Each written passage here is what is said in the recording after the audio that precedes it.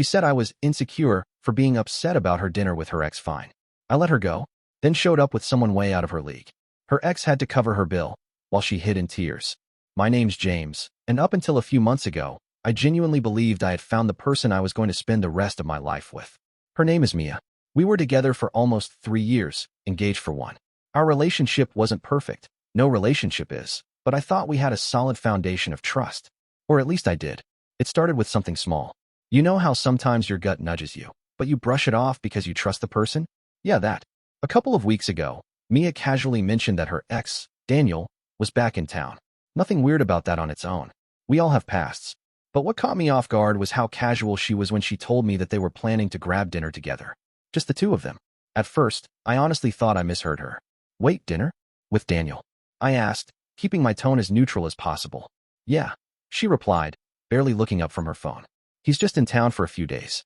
It's no big deal. I sat there for a moment, trying to process it. You do realize how that might look, right? That's when it began.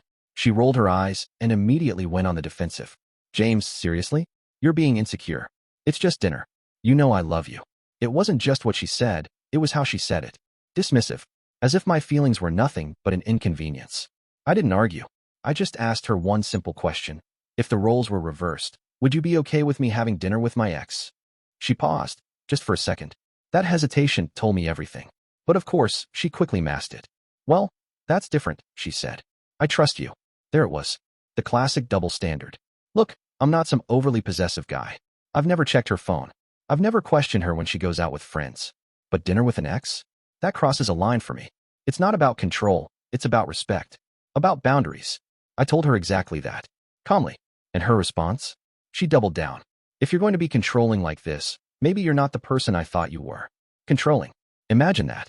For voicing a completely reasonable concern, I was now controlling. It stung. More than I wanted to admit. But I didn't argue further. Instead, I told her, if that's how you feel, then go. I won't stop you. She stared at me for a second, like she was waiting for me to fight. To beg. Maybe to yell. But I didn't.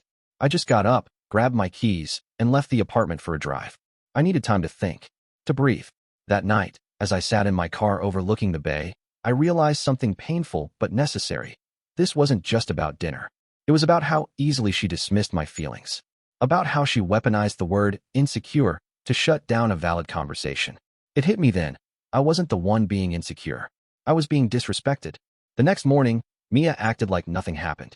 She kissed me goodbye before heading off to work, mentioning that dinner was still on for Saturday. Love you, she added casually. I didn't respond. That entire day, I couldn't shake the feeling that something had shifted, not just in our relationship, but inside me. A line had been crossed, and there was no going back. I wasn't going to beg for her respect. If she wanted to act single, fine. But I wasn't going to sit at home like a fool while she played whatever game this was. That's when a crazy idea started forming in my head. A way to show her, not through yelling, not through fights, but through actions. A way to remind her exactly who I was, and what she was about to lose. And if I pulled it off right, not only would she regret that dinner, but she'd regret ever calling me insecure. The next couple of days were a weird mix of silence and small talk. Mia acted like everything was normal, as if the conversation about her ex never even happened. I played along, but mentally, I was already somewhere else. I knew she thought she had the upper hand. She assumed I'd just swallow my discomfort, let her do what she wanted, and then we'd move on like nothing happened. That realization stung, but it also fueled me. I wasn't going to yell. I wasn't going to beg. I was going to let her do exactly what she wanted, while I quietly set my own plan in motion. First step. Reach out to someone I hadn't spoken to in a while. Emily. Emily wasn't an ex, not even close. She was a friend from my college years. Smart, drop-dead gorgeous. She easily could have been a model if she ever cared about that sort of thing. We had always had this easy, natural friendship, the kind where you can go months without talking and pick up right where you left off. I shot her a text. Hey, long time. Random question. Are you free Saturday night? She replied within minutes. Depends. Am I about to get roped into something interesting? Oh, you have no idea. When I explained the situation, without bitterness, just the facts, she didn't hesitate. Absolutely. Let's do it. It's been forever since I dressed up for anything. Game on. Saturday came fast. Mia was getting ready in the bedroom, doing her makeup, curling her hair. I watched her from the hallway mirror, pretending to scroll my phone. She was humming, smiling, acting like this was just another date night with her ex. When she walked out of the bedroom in that black dress, she glanced at me. You going to be okay tonight? She asked, like she was talking to some fragile little kid. I forced a polite nod. Yeah, I've got plans. The flicker in her eyes told me she didn't expect that. Oh, with who? She asked, trying to sound casual but failing.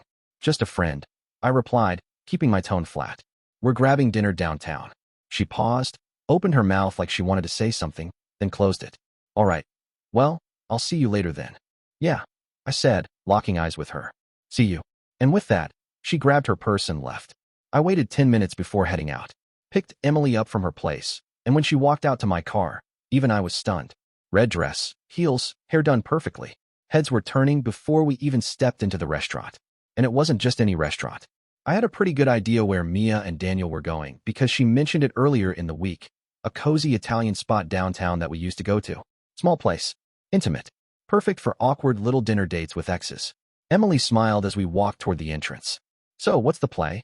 We just go in, I said, keeping my voice even. Act natural. Enjoy dinner. We walked through the doors, and it didn't take long to spot them. There they were, Mia and Daniel, tucked into a booth in the back, laughing, leaning in just a little too close. Her hand resting on the table, his not far from it. Emily saw it too. She squeezed my arm. Ready? Let's go. I led her right past their table. Not subtle. And as we passed, I made sure to catch Mia's eye. She noticed us immediately. Her smile froze. Her eyes darted from me to Emily and back again. Her whole posture shifted. Daniel noticed the shift and turned around, catching sight of us, confusion spreading across his face. I didn't say a word, just nodded at them and continued toward a table just a few feet away, close enough that they couldn't pretend we weren't there. As we sat down, the waitress came over, and I made sure to order a bottle of wine, the expensive kind. Emily leaned in, laughing at some random joke I barely even heard because I could feel Mia's eyes burning holes in the back of my head. Daniel whispered something to Mia. Her face turned pale. She kept glancing over, twisting her napkin in her hands. Her body language was a train wreck of anxiety. I wasn't angry. I wasn't hurt. Not anymore. Just done. And the night wasn't over yet. Our dinner started off normal, at least from our side of the room. Emily was perfect, effortlessly charming, cracking jokes, asking about my work, telling me hilarious stories from her new job in marketing. If anyone was watching us, and honestly, a lot of people were, they'd think we were on a fantastic date. But Mia? Mia was unraveling. I caught her staring more than once. Not just glancing, full-on staring. Like she was trying to figure out whether this was real or some cruel joke.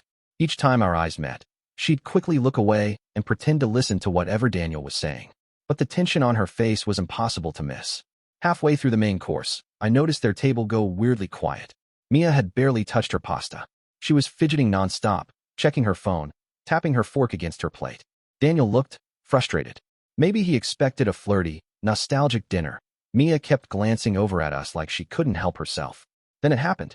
Mia stood up, abruptly, walked toward the restroom, but not before looking directly at me as she passed, as if silently begging me to, what? Notice her? Chase her? I didn't move. Emily noticed it too. She leaned in and whispered, damn, she is spiraling. I chuckled under my breath. Yeah, she is. When Mia came back, things hit a whole new level of awkward.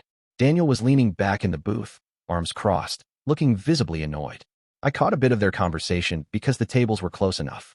He said, louder than he probably meant to, look, if you're this distracted, why did you even agree to meet?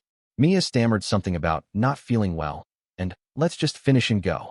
Then came the real kicker. When their check arrived, Mia reached for her purse and froze. You could see the panic on her face. She dug around for a moment before whispering, loud enough for Daniel to hear, I think I forgot my wallet. Daniel let out a sharp sigh. Are you serious right now? She mumbled something about how it must have been left at home. Daniel, clearly annoyed, pulled out his card and slapped it on the table. He wasn't even trying to hide his frustration anymore. The guy came expecting some cute dinner with his old flame and instead got dragged into a train wreck. I didn't plan that part. It just happened. But watching it unfold, it was brutal, and honestly, a little satisfying. As we finished dessert, Mia couldn't even look our way anymore. Her shoulders were slumped, eyes glassy. At one point, she wiped her face quickly, pretending it was just something in her eye. When Emily and I got up to leave, I made sure to walk right past their table. I paused just long enough to set my half-full wine glass down, looked Mia in the eye, and said calmly, take care of yourself, Mia. Just finality. She opened her mouth, but no words came out. Lost expression I'll never forget. Daniel didn't even look up. His arms were crossed, staring at the table like he regretted showing up that night at all. Emily and I walked out into the night, and as soon as we hit the sidewalk, she burst out laughing. Well, that was a hell of a night. Yeah, I nodded. It really was. That was the last time I saw Mia in person. A few days later, she texted me. Apologies. Excuses. Trying to explain how it wasn't what it looked like, how she realized she made a mistake, how she missed me. I never replied. We were done. Not because of the dinner with her ex, but because of what that dinner revealed. I deserve someone who doesn't call me insecure for expecting basic respect. Someone who values me the way I value them. Mia learned that the hard way. And by the looks of it, Daniel probably did too. I appreciate you watching till the end. Hit that subscribe button and stay tuned for more content.